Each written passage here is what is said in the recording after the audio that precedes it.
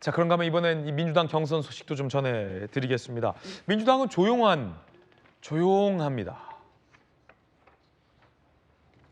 공개 행보도 최소화.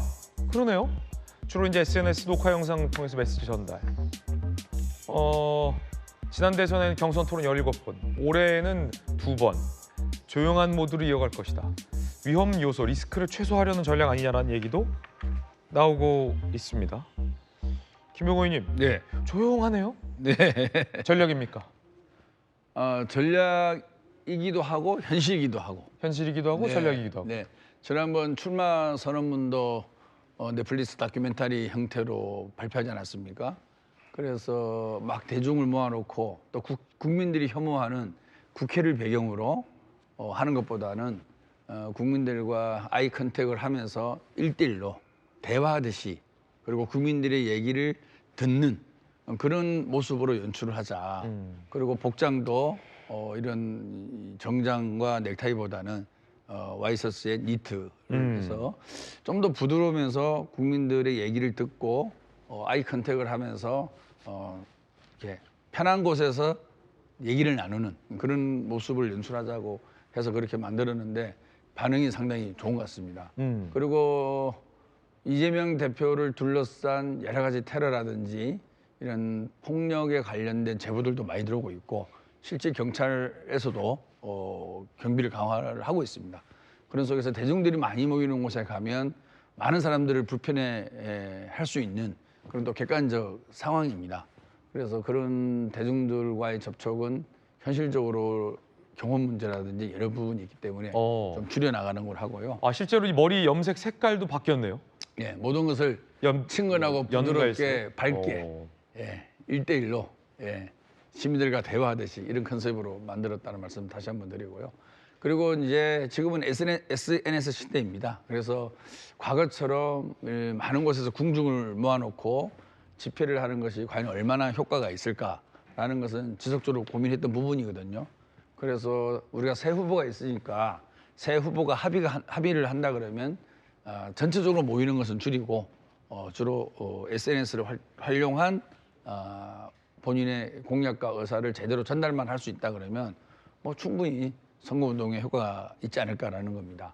저희가 이제 선거인단을 통한 후보 결정이 아닌 이제 여론조사를 통한 후보 결정을 했는데요. 그리고 후보 숫자도 적고 그래서 소위 말해서 컨벤션 효과는 떨어지리라고 생각합니다. 네. 근데 그 컨벤션 효과를 저희들은 이제 정책을 통한 컨텐츠 보강을 통해서 내용상으로 좀 더 치열하게 토론할 수 있는 그런 모습으로 간다 그러면 웅성웅성하는 그런 컨벤션 효과는 떨어질지 모르겠지만 실제 국민들이 대한민국의 정치와 경제의 미래를 생각할 수 있는 그런 과제들을 던지는 거죠. 그 과제 속에서 국민들은 어떻게 생각하고 그 국민들의 위임을 받아서 정치하는 이 대표들은 어떻게 공약을 만들고 추진할 것인가. 이런 방식으로 저희가 진행을 해 나간다 그러면 외형적인 컨벤션 효과보다는 실질적인 내용적인 컨텐츠를 중심으로 해서 성실한 경쟁이 이루어질 수 있다라고 생각하고 있습니다. 안정적인 이미지를 부각하는 어떤 일종의 캠페인 전략이다라고 들립니다. 어제 노무현 재단 유튜브에 이재명 후보가 인터뷰를 했습니다. 들어보시죠. 물리적, 법률적으로 죽을 고비를 4차례를 넘기고 지금 여기 와 계신데 왜 이렇게 무서워한다고 생각하세요? 저는 사실 이해가 좀 안 돼요. 첫째, 엄청나게 이재명을 스스로 괴롭혔다고 생각하는 것 같아요. 두 번째, 이렇게 나서면 반드시 보복을 한다가 그들의 생각인 것 같아요. 저는 왜 저렇게까지 반응하는지 정말 잘 이해가 안 돼요. 왜 저러는 거예요? 우리 모르게 못된 일을 혹시 많이 하셨어요? 저는 인생사에서요, 누가 저를 괴롭혔다고 보복한 일이 한 번도 없어요. 제가 성남시장 할 때도 경기도지사 할 때도 누구를 해코지 해가지고 내쫓은 일이 한 번도 없어요. 인생에서 보복한 일이 한 번도 없다. 그런데 이 야당 안팎에서는 바로 지난 총선에 이 비명 행사 얘기도 이 인터뷰 뒤에 따라 붙곤 한다고 하는데요. 어떤 장면인지 함께 보시죠.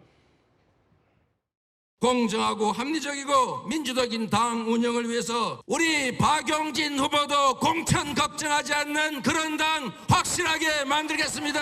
나하고 저 의원하고 별 차이도 없는데 나는 왜 하위냐 이렇게 말하면 누군가는 하위가 될 수밖에 없다는 그 현실을 무시한 것이겠죠. 주관적 평가의 가장 중요한 영역들이 또 심사위원들의 심사 의견도 있지만 동료 의원들의 평가 그거 거의 0점 맞은 분도 있다고 합니다. 여러분 아마 짐작하실 수 있을 분이시기도 한 것 같아요.